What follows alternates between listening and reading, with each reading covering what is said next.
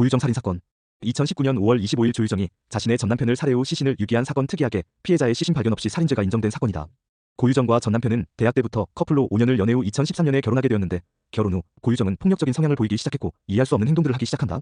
당시 고유정의 전남편은 제주대학교에서 석박사 과정을 밟는 중이라 수익이 크게 없었는데 둘 사이에 아이가 태어나면서 서로의 불화가 커졌다고 한다. 고유정은 화가 나거나 자신의 뜻대로 일이 풀리지 않으면 물건을 던지고 폭력을 행사하며 심지어 흉기를 들기도 했다. 결국 참기 힘들었던 전남편은 이혼을 요구했고 둘은 2017년 이혼을 한다. 당시 전남편은 수입이 없어 양육권은 고유정에게 넘어갔다. 하지만 고유정은 전남편에게 2년 넘게 아이를 보여주지 않고 재혼까지 했다는 소식을 들은 피해자는 법원에 면접교섭 신청을 해 한 달에 2번씩 아이를 만날 수 있게 되었다. 고유정 살인사건. 하지만 비극은 2년 만에 아이를 처음 만나는 날 일어나게 된다. 법원 판단에 화가 난 고유정은 피해자 전남편을 아이와 만나는 핑계로 제주도 조천읍 어느 무인 펜션으로 유인하여 졸피뎀이 들어간 카레라이스를 먹인 후 반항하지 못하는 피해자를 자신의 아들 앞에서 칼로 살해한다. 이후 시신을 분해 종량제 봉투에 담아 제주를 떠나게 된다. 시신을 유기한 장소는 정확하지 않지만 도내는 아닌 것으로 파악된다. 피해자 동생이 형이 전부인을 만나러 간 후 연락이 되지 않자 경찰에 신고했고, 경찰은 고유정에게 전화를 했지만 전남편이 자신을 성폭행하려다 도주했다 주장했다.